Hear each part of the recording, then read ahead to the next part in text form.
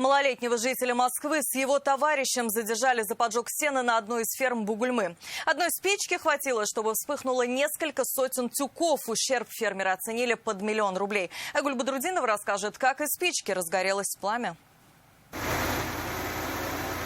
Они потом сказали, замерзли и хотели погреться, но огонь вышел из-под контроля. Сообщение о пожаре поступило от владельцев фермы 12 октября. Они сразу сказали, это поджог. 2 подростков, одному 9 лет, другому 12, задержали быстро. Один из школьников – житель Москвы. Они честно во всем признались. Он попросил спички, он взял 4 пачки.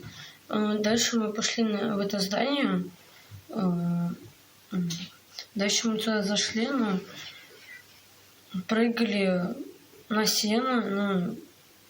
Дальше я захотела чуточку согреться, подожег маленький кусочек сена и выкинул его обратно, потому что пошел пожар. На ферму, говорят, попали без проблем и довольно долго там играли. Никто не сказал ни слова. Внимание людей привлек только огромный столб пламени. По предварительной информации сгорело 420 тюков.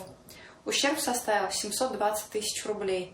В настоящий момент полицейские устанавливают все обстоятельства произошедшего. Будут ли владельцы фермы требовать возмещения ущерба, пока неизвестно.